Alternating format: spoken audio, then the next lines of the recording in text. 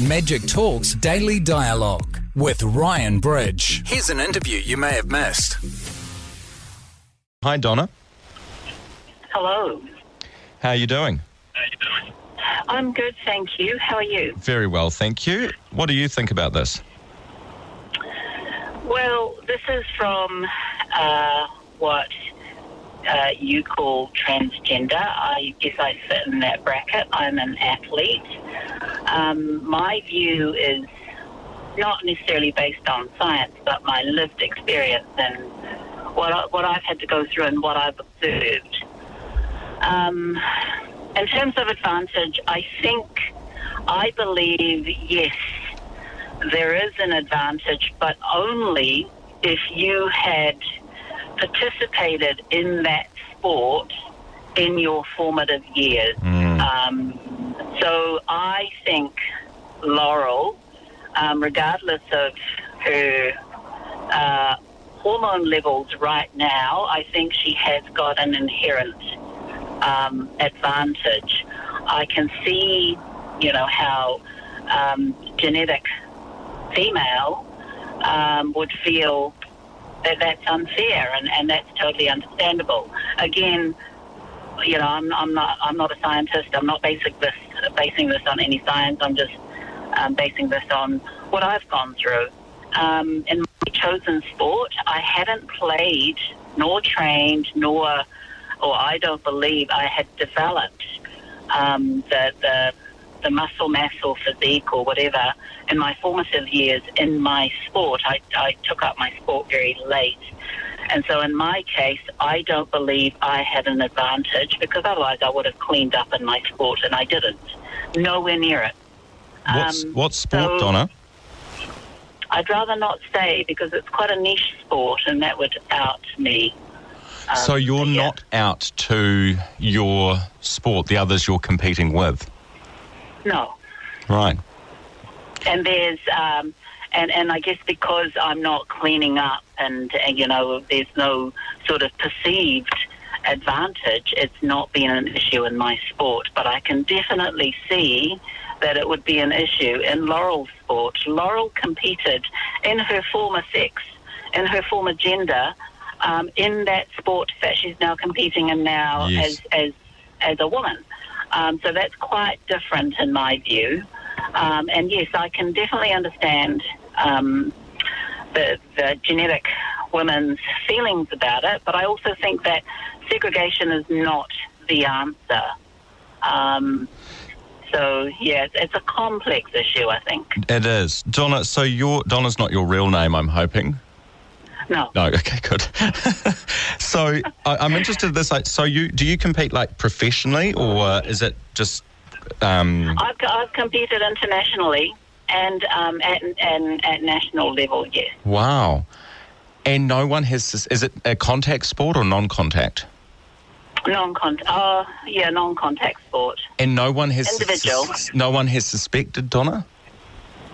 Well, I think people, there are definitely people who know. It's not something I hide, but it's not something I'm overt about either. But the thing is, there has never been any perceived advantage, because, like I say, I'm not cleaning up, and even in myself, I know I don't have an advantage. I took up. I played two sports in particular. I took up these sports very late as an adult, and, I hadn't developed the physical structure for these sports in my formative years. So I do not have an advantage. So it's never been an issue. Is there a requirement that you have to declare it or something when you sign up to a sport or whatever? Do they say, is it ever mentioned that you must declare if you are or not? Or is it just not mentioned? Well, if you're competing internationally, you do have to complete a medical questionnaire, but a medical questionnaire doesn't go into have you had a gender reassignment or anything like that. It's generic questions about your health, and I guess it's different in the Olympics, where you do have to have do they still do gender tests for the Olympics? Oh gosh, I don't know.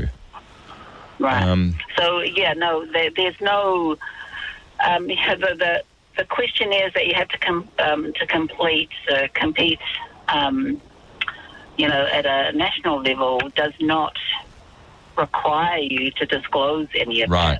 Can you give us a sense, Donna, as a trans athlete yourself, can you give us a sense of what it feels like for you to compete alongside women in your chosen sport? What does that do for you? Why is that important? Well, it's the holy grail of being transgender, really, is to compete, to live, to be accepted in the gender that you were born, mentally, psychologically. It's everything to a trans person. It's probably, for a sports person, it's the ultimate recognition and acknowledgement that you are woman or man, whichever gender you identify as. So it's not just important; it's the most important thing. Yeah.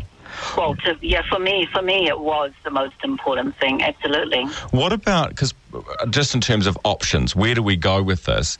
What about if you could compete in said gender, but you had a handicap of some description, so that it kind of levels the playing field?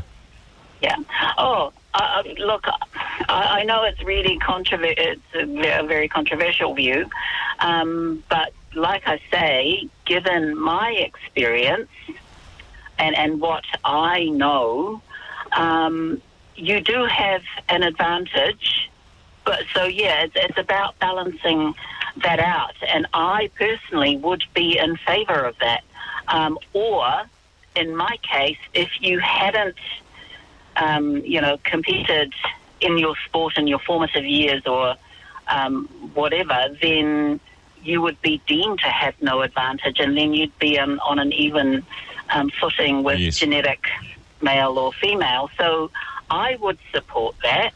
And as it stands, Donna, in Laurel's situation, given we know that she has competed in her previous sex, and given we know what that can do to one's body, as it stands, you don't think that she should be able to compete in the women's event at Tokyo?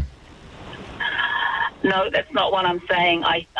What I'm saying is I believe she's got an advantage, but I still believe she should compete as a woman in the Olympics. But, how you deal with that advantage and how you sort of, create a even playing field, I don't know. Donna, thank you very much. Yeah, Donna, it was great to hear from you. Thank you very much for taking the time to call. Pleasure. All right, take care. That's Donna, who is a trans athlete herself, has competed internationally.